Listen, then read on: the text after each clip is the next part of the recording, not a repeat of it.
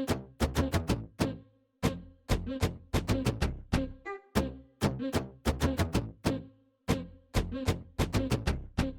everyone, I'm Kat and welcome to my channel, Naturally Beautiful Girl. So today I'm sitting down to share with you my thoughts on Rowan Beauty. And I have to be honest, as somebody in the clean beauty space, I've been looking at Rowan Beauty from a distance for a while, and I've been really curious about the brand. And I think part of the reason I hadn't really tried it is because I'm going to be completely honest, the ingredients are not 100% clean. They're cleaner than a lot of other conventional beauty brands, but they're not as clean as some other brands that I use. They kind of fall on that edge case. And I'm typically a little bit more flexible with brands with regards to ingredients, especially if they're at a lower price point like Pacifica. However, Rowan Beauty is a quite expensive brand. But I don't know, I just started getting really intrigued by the brand, and then a couple things all lined up at the same time. First off, Sephora had a sale recently where it was I think it was $15 off a $75 purchase and $20 off a $100 purchase. And that happened to coincide with my birthday. And so I was like, okay, this is a sign. So given all of that, I decided to go ahead and it's a little bit of a birthday gift to myself, purchase some products from Rowan Beauty. I've been testing them out. So I'm just sitting down today to share with you my thoughts and also show demos of me using the products and really just let you know, is it worth it or is it not? So let's go ahead and jump right in. I would say there are, I guess 5 categories of products, and I've actually tested out all of them. So I've tested out their eyebrow pencil, obviously their eyeshadow. I also have one of their disco eye toppers, their lip gloss, and also the brand new mascara. I'm going to talk about the products in the order that I use them today. So first off, we're going to be talking about the eyebrow pencil. And this is the Vow Brow, and I have the shade medium. As you can tell, I have brunette hair and brunette brows. I would say my brows are more on the lightish brown, kind of ashy brown side. And that's typically what I like to use for brow products. I absolutely hate when brow products are too red. It just doesn't look good on me. But I feel like the shade medium is a really good shade match for my brows. This is a retractable brow pencil, and it does have a spoolie on one end. And it has a really fine tip. It's not a flat, it's just kind of a little, it's circular, it's round. It's not angled or anything like that, but it is really small. And this is a nice spoolie. I find that the size is nice. It's a pretty stiff spoolie. When I'm brushing through my brows, it just is a very kind of stiff, wiry spoolie, but it does a good job of blending out the product. I find that this pencil does work really well. I'll draw a little swatch of it here. I drew a few lines so you could actually see it, but it is a nice, fine pencil. There's what a single line looks like. So it's quite nice to do little detailed work, but to be honest, I don't really do that with my brows. 9 times out of 10, I just use a tinted brow gel to fill in my brows. So I really don't use brow pencils that much, but I do like this one. I think it does a really nice job. I do like that it's a very fine tip. It just makes controlling what you're trying to do a lot easier. I find it blends out really easily, and it does stay in place very well, even though I do have oily skin. So I think it's a really nice product. If I remember the price properly, I think it's around average for a brow pencil, and I do like it. I also really like the Eco brow pencil. That one has a different shape, but it's a very stiff formula. I should mention this one is a stiff formula too, which I find is easier to work with because it's not just smudging and getting everywhere. It's a little bit stiffer of a brow pencil, and I actually like that. There's nothing bad about it, and there's nothing amazing about it either. It's a good, solid product. Just personally, I typically would use a brow gel over something like this. I think it works really well. I think my brows look nice today. They look very natural. Just in my routine, I'm more likely to reach for a tinted brow gel, but I will happily continue using this. It's just not very likely that I would repurchase it. So now we are going to move on to what I feel like everyone always wants to know about, which is the Rowan eyeshadow palette. And I have a 75 degrees warm palette. And when I went ahead to purchase this palette, I looked at so many swatches online and watched so many YouTube videos because I wanted to find out if this palette was going to be too warm toned for me. I love a good warm toned shadow. However, I do have really fair skin, and sometimes shadows can just be a little bit too warm toned on me. And I feel like this is a very comfortable warm tone level where it definitely is warm. It's not a cool leaning palette, but it is still very wearable and something that I feel comfortable using. These are cream eyeshadows. And also what's interesting about them is they vary in consistency from shadow to shadow. Like this one right here, this kind of like warm coppery shade is definitely the creamiest. And the other ones are a little bit stiffer. And this one's does have shimmer in it, but these ones I would say are almost like more metallic. So there are variations in the shadow formula from shadow to shadow. I typically just use my fingers to apply these. Actually, that's always what I do. They do make a brush, and part of me regrets not picking up that brush. I'm just curious to know how that brush would work with these shadows, and maybe at some point in the future I will pick that up. But for right now, I just am using my fingers. I'm going to go ahead and swatch these shades. I will start off by saying, and I've heard many people say this about this palette, is that these two shades are very similar.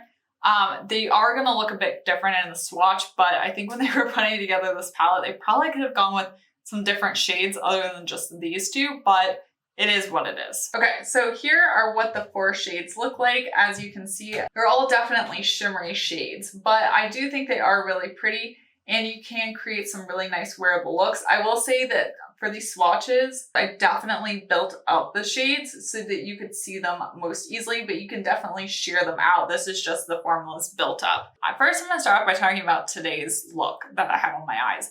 I use this palette, but I also use the topper, which we'll talk about in a minute. So I first started off with this shade right here and threw it in my crease. These do have names. I'm just gonna point to them, but the way they're just like listed out on the back of the palette, and I don't know which name refers to which shade, so it's easier just to point. I put this kind of warm coppery shade in my crease, and then I put this shade right here on my outer like half of my eyelid. And then I put this more kind of golden shade on the inner like third half of my eyelid. I didn't use this shade today. I've used it many times before. It was just like getting too many shades on my eye. And to be really honest, for this video, I used 3, and then the shadow topper, so I used 4 shades on my lids. But typically when I'm using this palette, I use like at most like 2 shades. Like I'll use kind of like, sometimes I'll just do 1 just all over my lid and in my crease. Sometimes I'll just do like 1 of either this shade, or this shade all over my lid and in my crease, and then maybe top it off with this shade or top it off with the actual single like eyeshadow topper. I do really like this palette, and one of the things that's really impressed me about this palette is the fact that you can either build up the shades or blend them out. And when you blend out the shades, you get these really kind of sheer like washes of shimmer, and it's like that model look. You know what I'm talking about? That like super effortless, like there's obviously something on her eyelid, but it doesn't look like a really intense eye look. It just like looks kind of super blended and just catches the light. And I feel like you can really achieve that look with this palette. I will start off by saying though that I do have oily hooded eyelids, and these shadows, like pretty much every other shadow that I use, do eventually crease on me.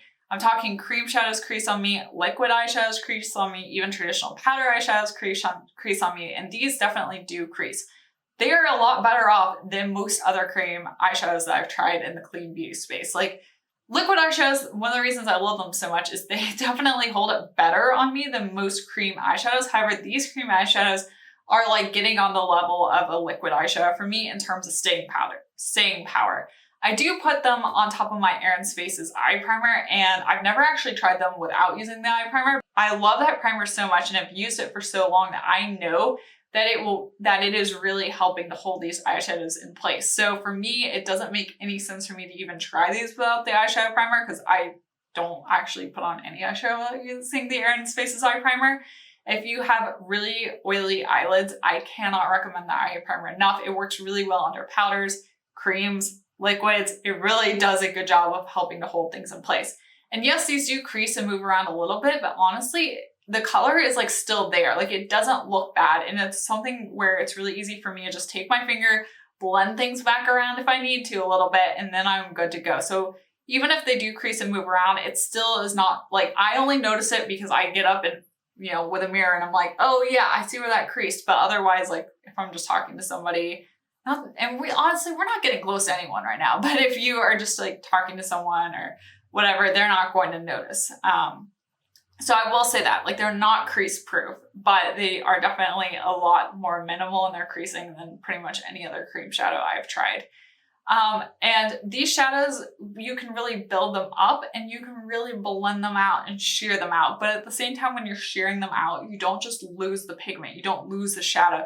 You still get the color, but you can just have like a really light wash of color. And then you can do kind of like more bold, intense eye looks like what I have on right now. Like this is, you know, a very easy eye look, but what I like about it and what I like about cream and liquid eyeshadows is there's just a different look that they have than just a traditional powder eyeshadow. Like, I don't know what it is. Let me know if you love this look as much as I do down in the comment section down below, but there's just something about this look that just is really beautiful and effortless, and I love it. And this palette, I have to say, I'm not really traveling right now. Nobody really is. But when I do start traveling again, this is definitely going to be a palette that I'm reaching for and bringing with me. I feel like it's super travel friendly. It's got a nice big mirror. I've been covering it up so I don't blind you guys, but it's just a beautiful, beautiful palette. I really don't have any complaints about it. Like, I actually just really like it. I think it is expensive, and Sephora does occasionally have sales. I would recommend waiting for a sale on this product. I do think it's worthwhile. I looked at all three palettes. I think at some point I'll probably pick up the 1111 palette. The other cool tone palette is just like a little bit too cool toned for my liking, but it's really nice that they do give you warm toned options, cool toned options, and then like the 1111 palette. So regardless of what you like with eyeshadows, there are options. Oh, and the one other thing I have to say is I like the size of this. It's a very manageable size, although for the price you aren't getting a lot of product. That is the one downside. Like, these pans are not that large. And also, while the palette looks really nice and it's got a nice magnetic closure, it's not very weighty. And I know it's like a small detail, but it would just be a little bit more of a luxurious experience if the packaging was just a bit weightier. It is what it is. I still like it. I still think it's really pretty, but I feel like just a little bit more weight would have added to the user experience. This is the Disco Eye in the shade Universal. I believe that's the shade. I think Disco Eye is the name of the product. And this is like a single shadow. It's basically like a single shadow topper. It's more of a champagne shade. It once again has a mirror. It's just in a little compact. And I did put this on my eyes today. And I've been having a little bit of a tough time with this product. It's like a cream, but mine has gotten very kind of stiff in the pan, and I really have to dig around in there to actually get the product out, which I don't love. Like, I think mine has kind of got like a bit of a malfunction going here, because it was better when I first got it, but as I've been using it, it's just been getting really stiff in the pan, and I'm like really digging my finger around in there to try and get any product off. I have a whole bunch stuck on my finger here. Can you see that? But then when I go to swatch it, I've been trying to swatch it over here on my arm, and just like I'm getting some, but it's like all just getting stuck on my finger. So I think this is a type of shade that would work better if you have a brush, but I don't know. It's been a little bit of a struggle for me. And it is a very chunky, glittery shade, I will say that, but it does work nicely as an eyeshadow topper. It's just like, I don't know. Let me know if you have this product in the comment section down below if you have problems with it getting kind of like hard. It's almost like hard panned. It's really weird. And I know it's supposed to be a cream, but I don't know. I just like can't get the shadow to come off the pan very easily. But anyway, this is what it looks like. It's a very nice champagne shade. Here's my thing. These are pretty expensive. I think it was around like $25 just for the single eyeshadow topper. I think it's worth it to just save up a little bit, pay a little bit more, and get 4 shades in the palette. I also, like I said, just found those shades easier to work with, because the problem I'm having with this is when I do manage to get some off, it almost ends up just being super chunky. And then when I try and put it on my eye, it's just kind of like chunky and skips. I definitely need to put it on top of another shade, but even then I just don't love how it looks. Okay, so moving on. What actually really inspired me to go ahead and do this was they released a mascara, and this is the Cake Mascara. And I put this on both eyes. I'm going to show you a clip of me with it on one eye and then not with it on the other, so you can see the difference it makes. I've been testing out a number of mascaras recently, and I feel like I always am like, I like this mascara, I like this mascara. This mascara for me is like middle. Like, it's not amazing and it's not terrible. It's just like, it's fine, but I don't think I would purchase it again. Some pluses for this mascara is that it is pretty bunch proof. Like, it doesn't transfer on me, it doesn't smudge, it doesn't flake. And that is also really important because I've been testing this out with these cream Rowan products on my lids. And I feel like because they are cream, they can really cause mascaras to break down, to transfer, to move around. And I have to give Rowan credit because this mascara really plays well with their eye shadows. And it really doesn't transfer, doesn't move, doesn't flake, doesn't smudge, doesn't budge, which is all good. However, just for me in terms of like performance, it's not my favorite. Like to be completely transparent, I struggled with it today. This eye turned out really well. Right eye looks great. Left eye, not looking great. Why? I have no idea. I don't know why, like my left eye just got like clumpy and didn't want to really develop any length. It just clumped. Whereas my right eye, I feel like I got like lovely length on it and not clumping. So I don't know what was going on there. I have some really amazing mascara, like the Honest Beauty mascara. Love that one. I really like the Aaron's Faces Matcha mascara. That's another great one. For more like of a natural mascara, I also really like the Clip and Halo Flux Lash mascara. I've been absolutely loving the 100% pure lengthening mascara. I've been testing that one out kind of with this one simultaneously. And when I look at those two together, that 100% pure just gives me a much better effect, and it also doesn't flake, it doesn't smudge, it doesn't budge. So in that regard, I would rather wear that mascara compared to this one. It's fine, like I said, and maybe for you it'll work well, but for me, it just doesn't give me amazing.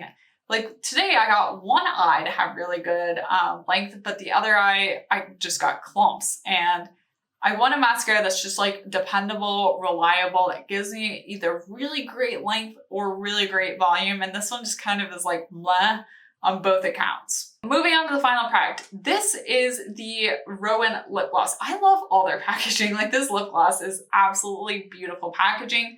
I have the shade in Charlie. And this lip gloss, I'm first gonna start off by saying this in case you're someone who doesn't like mint, or if you're like me and you absolutely love mint, this product is like super minty, like uber minty. And I love that about this.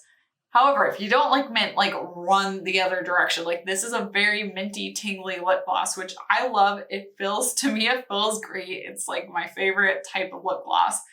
But I completely understand if you do not like mint, you will not want this. But this is the shade Charlie, and I have it on my lips today. It is a beautiful shade. I looked at all the shades, and I feel like Charlie is just like a very nice, wearable shade for me. It's an everyday lip gloss shade. And this formula is really nice. Like it's not at all sticky. Like there's zero stickiness to it. Just a very lightweight, nourishing formula. It feels amazing on the lips. The only reason that this lip gloss is not like one of my top lip glosses is because of the level of pigmentation. We talk about this all the time. I have like zero pigment in my lips. You will see that in the demos of me applying these products before I put on the lip gloss. I just don't have any color in my lips. So when I'm looking for a lip product, I want something with a fair amount of pigment that really is going to give my lips some color. And this does give me some color, but I would just like a little bit higher ratio of pigment in the product. I like it to be a little bit more opaque, a little bit less sheer, and then it would be my ideal product. But because it is a little bit more on the sheer side, it misses the mark just slightly. Like I still like it and I still wear it and I still use it all the time. It just isn't quite up to where I want it to be. And the way I can get around this is I can put a lip liner on and then put the lip gloss on top, and that does work really well because then that gives me a little bit of pigmentation, but I still get the wonderful, comfortable, amazing lip gloss formula. But just on its own, it looks okay, especially when I first put it on. But as I'm going about my day, as it's wearing off, as I'm drinking water and all of it's transferring, I just lose that pigment a little bit faster than I would like. And I feel like if the initial level of pigmentation was a little higher, it would help with that. So I like it. I can see there are a lot of people that really love this lip gloss, and I completely understand why. Like I get it. It makes complete sense to me. And if you are someone who's a little bit more flexible with the level of pigment in their lip gloss, this could be your new favorite, as long as you like mint. That's the other caveat. You gotta like mint, and you gotta like just a very comfortable, non-sticky lip gloss formula. This is great. It's just for me, it's missing just slightly under my bar. in terms of pigmentation. Overall, I have to say I am pretty impressed with the line, other than the universal eye topper, which is just kind of like got a little bit of hard pan going on. All the other products are really not misses. I love the eyeshadow quad. I think that's amazing. If you were gonna try one product from the brand, that would be the one I would recommend. If the lip gloss sounds like something you would like, I think that's a great option to check out. Mascara, I would probably just pass on it because it's just kind of meh to me. And the eyebrow pencil is really nice. It's just, there are a lot of other nice eyebrow pencils on the market. That's not the only one. But if it has a shade that works well for you, if you like the type of like pencil that it is, if you like kind of stiff spoolies, that could be up your alley. I think it really just depends on what you're looking for. I'm definitely looking forward to trying out whatever products they come out with next. If you've been curious about Rowan, if you've tried out Rowan, let us know in the comment section down below. And of course, if you like hearing about clean beauty, be sure to subscribe to my channel and also click the bell button so you're notified of when I post new videos. And be sure to follow me on Instagram. I'm at naturallybeautifulgirlkat to see more of me there. And once again, thank you so much for watching, and I will see you next time. Bye!